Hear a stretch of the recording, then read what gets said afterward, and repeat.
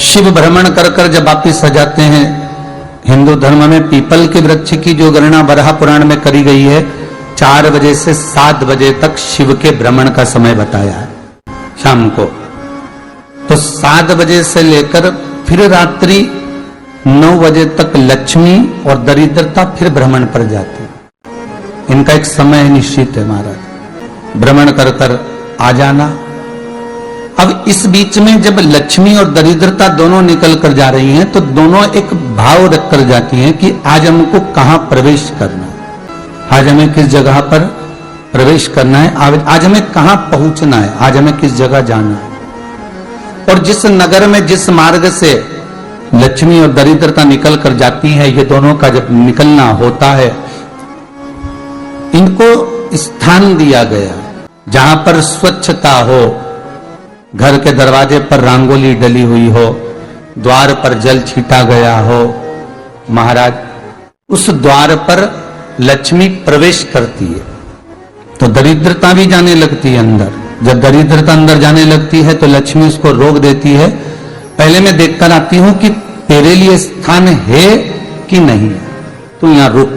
कुछ देर तक दरिद्रता बाहर खड़ी रहती है और लक्ष्मी जी की बड़ी बहन जब दरिद्रता बार बार अंदर जाने का प्रयास करती है तो लक्ष्मी जी कहती हैं, जी तू इतनी बड़ी होकर तुझे मालूम है तो तेरा सम्मान होना चाहिए, आदर होना चाहिए, और तुम अंदर चली जाए और कोई तेरा सम्मान ना करे तो कितना बुरा लगेगा, इसलिए तू बाहर खड़ी रहे, मैं अभी आई।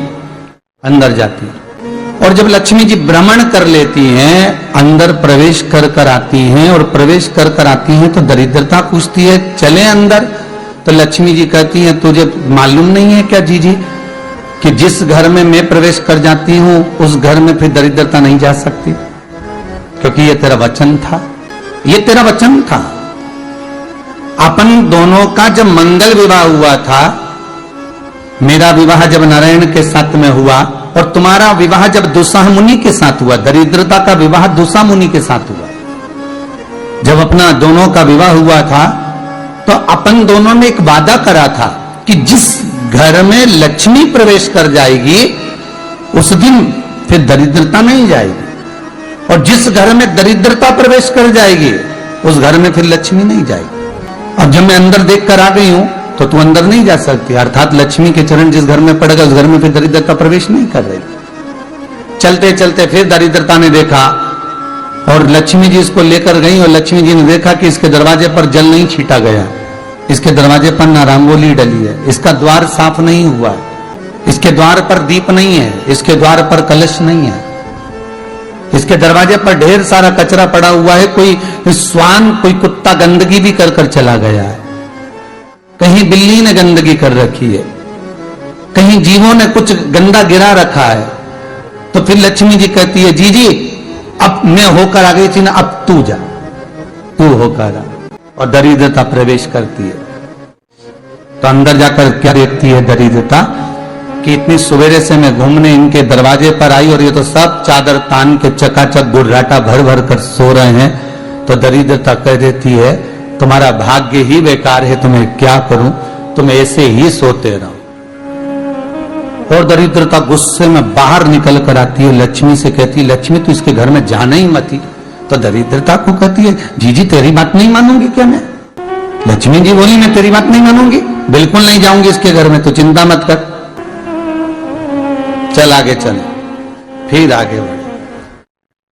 ये लक्ष्मी और दरिद्रता का प्रवेश, आपके घर का द्वार, आपके घर का दरवाजा। फिर निवेदन करूंगा एक बहुत सुंदर बात, हमें महाराष्ट्र से सीखना चाहिए, हमें साउथ से सीखना चाहिए, दक्षिण से।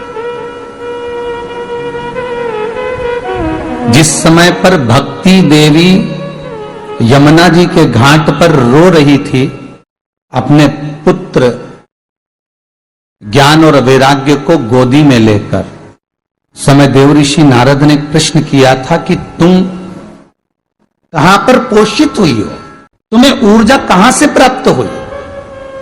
तो कहा मैं गुजरात से तो चली हूं, और वहां से चलती चलती भक्ति देवी कहती है मैं बहुत दुखी होकर, बूढ़ी होकर, द्रवित होकर, बड़ी दुख में वहां से चलते चलते जब मैं महाराष्ट्र में पहुंची तो मैंने वहां जाकर देखा कि वहां पर लोग हर पल हर घड़ी ब्रह्म मुहूर्त में उठकर स्मरण करते हैं, नाम जाप करते हैं और दरवाजे पर जल छीट कर रंगोली डालते हैं।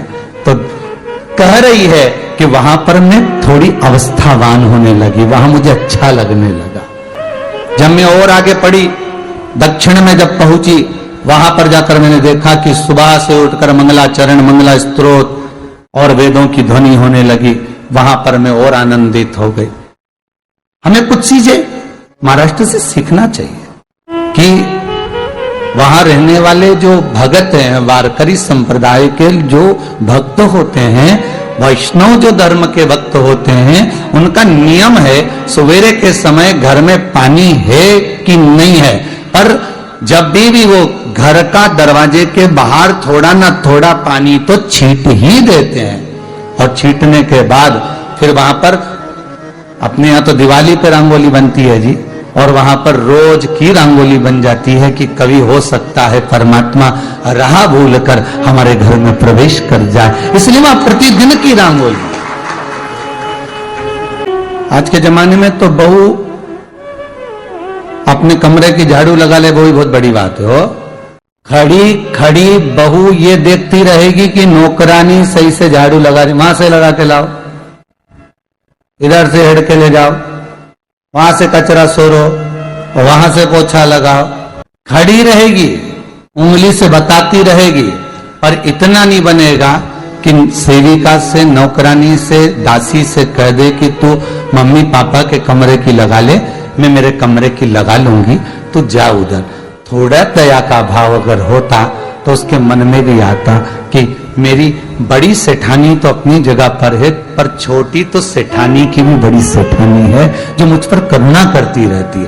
पर बड़ी तो कहे कि बेटा रहने दे, तू उधर ले जा, जब भाभी के कमरे में देख ले जा, उसके बच्चों का बड़ा फैलारा रहता ना, तो उधर देख ले जा, तो जरा उधर मां उधर भेज रही है।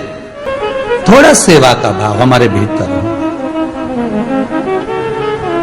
और एक निवेदन तो हमेशा करा है और अब आज भी करता हूं, पूरे घर की सफाई करवाओ, पूरे घर में तुम पोछा झाड़ू जो चाहे करवाओ, मना नहीं है, पर एक निवेदन है, रसोई घर के अंदर बहू और बेटी ही जाकर भोजन बनाए तो अन्नपूर्णा सदा कृपा करती है महाराज, बहू और बेटी।